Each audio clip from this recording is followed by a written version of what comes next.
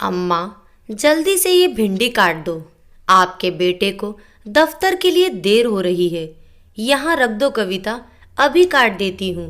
अम्मा, देखो ना, ये मुनिया की यूनिफॉर्म की सिलाई खुल गई है। आप फटाफट हाथ से टाँके लगा दो ना। अभी लगा देती हूँ। बस रानी, वो मेरा सुई धागे का डिब्बा मेरे पास रख दो। अम्मा के हाथ मशीन की तरह फुर्ती से चल रहे थे। उन्होंने फटाफट भिंडी काट कर रखी, फिर हाथ धोकर उतनी ही फुर्ती से छोटी बहू रानी की बेटी मुनिया की यूनिफॉर्म की मरम्मत की। दोनों काम निपटाकर वो सुई धागे वापस रख ही रही थी कि दोनों बहुएं कविता और रानी प्रकट हो गईं। एक ने कटी हुई भिंडी उठाई और दूसरी ने यूनिफॉर्म, और जितनी तेजी से आई थी उतनी ही तेजी से चली भी गई। अम्मा, आज दोपहर में ये चावल चुन देना, डिब्बे के खत्म हो गए हैं। हाँ, चुन दूंगी, तुम यहाँ रख दो चावल। अम्मा, कल महालक्ष्मी का व्रत है, ये दूब मंगवाई है। दोपहर में आप चुनकर 4-5 गुच्छे बनाकर देना। आप तो जानती हो व्रत है कल मेरा, और व्रत वाले दिन कितना बुरा हाल रहता है मेरा।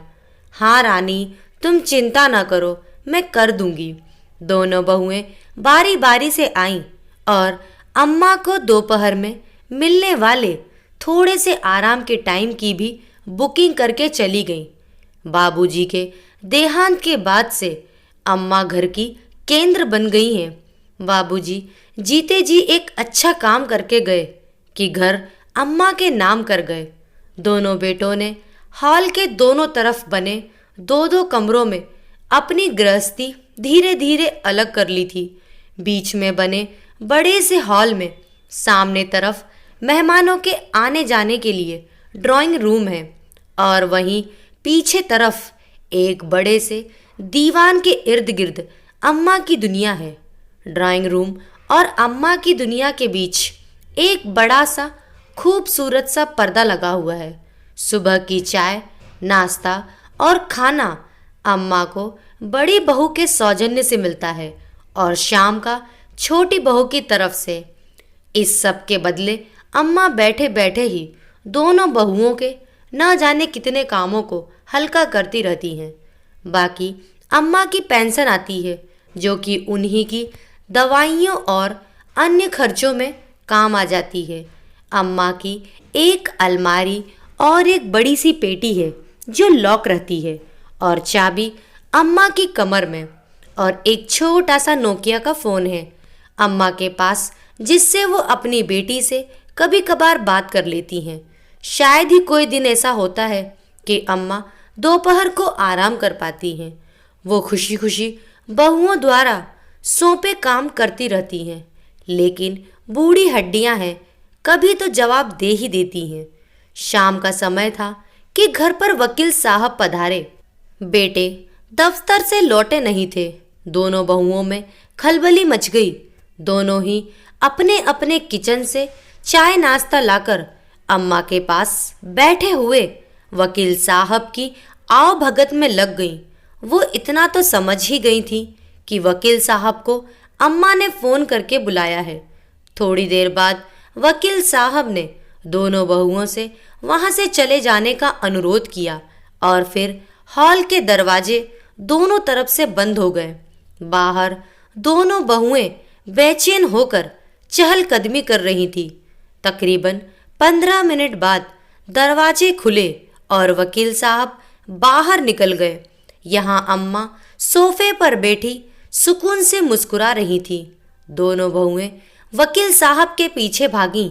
थोड़ी देर बाद दोनों मुस्कुराते हुए वापस लौट आईं। अगले दिन से घर का माहौल ही बदल गया था। सुबह अम्मा को जो चाय सबसे आखिरी में दी जाती थी, वो आज सबसे पहले दी गई, और साथ में बिस्किट भी। नाश्ता और खाना जो सबके बाद मिलता था, वो भी सबसे पहले गर्मा गर्म अम्मा को स्नेहपूर्वक परोसा गया।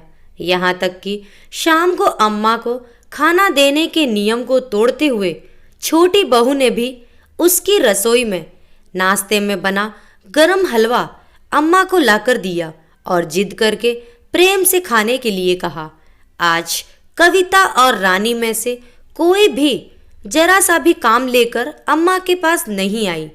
और तो और अम्मा दोपहर का खाना खाकर फुर्सत हुई ही थी कि छोटी बहू आकर उनके पैर दबाने लगी।